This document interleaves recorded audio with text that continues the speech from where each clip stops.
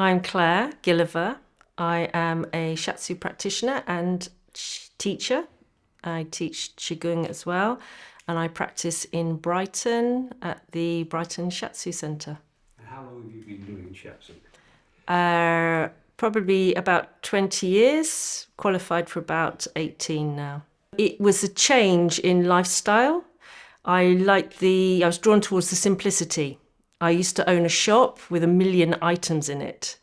And I didn't like being a goldfish in a bowl, so people could find me. It was a small shop.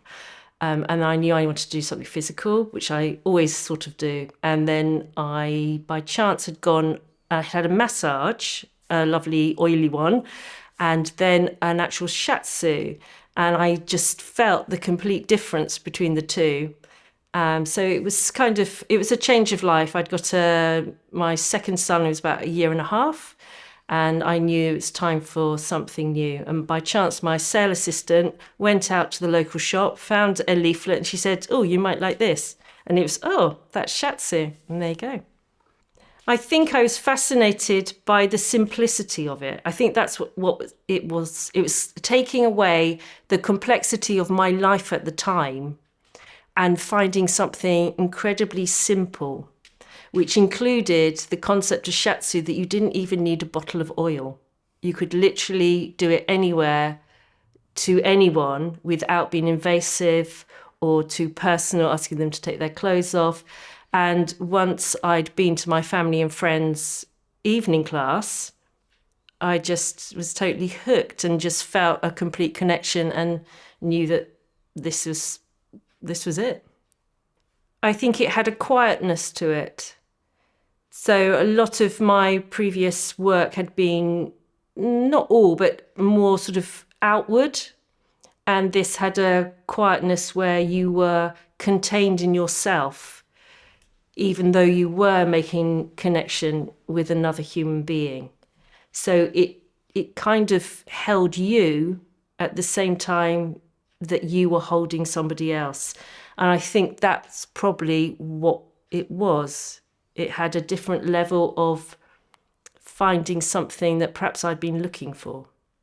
I think I'm always surprised, I'm still surprised working with new students and doing the same lessons, but finding that these people are discovering very new things within themselves and things that perhaps you'd taken for granted yourself. And then you realize, like all humans, you really don't really know what's going on inside them or their mind or their life. And then they start revealing things that they found. And you're thinking, that's amazing, isn't it? Yeah, so you see change all the time. Sometimes you might be working with someone that can't see the change in themselves because they aren't quite in touch with that. And some people, it's a big discovery for them to learn how to be in touch with themselves. Some people will have a change and it's almost immediately after one session. They are thinking differently. They've released something inside them that they can then perceive something could be different.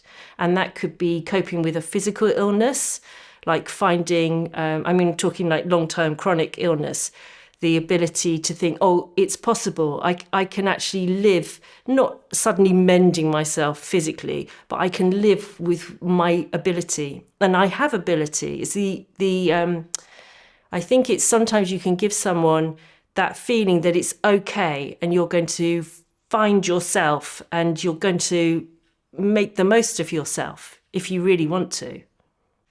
Mentally, that's always interesting. I work actually in a mental health hub, a centre, but even that's very specific. A lot of my clients will come and they might have come with a bit of a dodgy shoulder or something.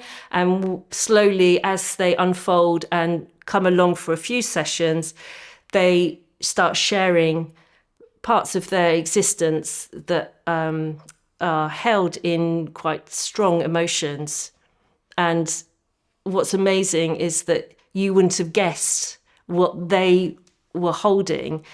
And sometimes I think they feel a bit shocked that they've shared it. And you can see change. You can suddenly they'll go, oh, I've had a light bulb moment, and I've actually reacted to something differently. I mean, sometimes it's a bit dramatic. They come back the next time and they've given their job in, or or left their husband or wife. But that's obviously a bit dramatic. But yeah, it is full of possibilities. I think that comes from maybe a fundamental connection to your health or human health, and maybe society as it is that we live in here. I'm always amazed when people think they should be well all the time, not feeling any discomfort or pain within their body. And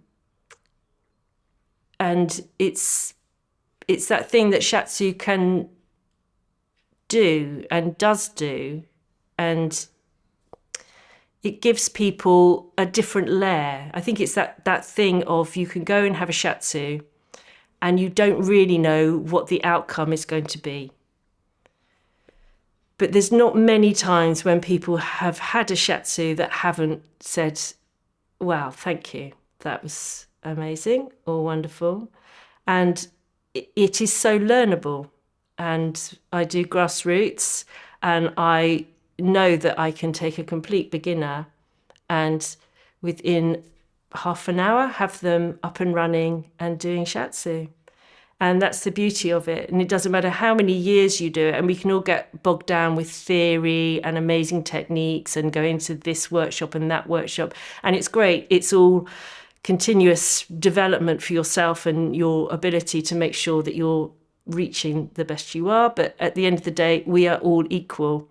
And whether you're an amazing master or a complete beginner, if someone's given you the chance, you're in action and you can give Shiatsu, and suddenly you can make somebody feel amazing.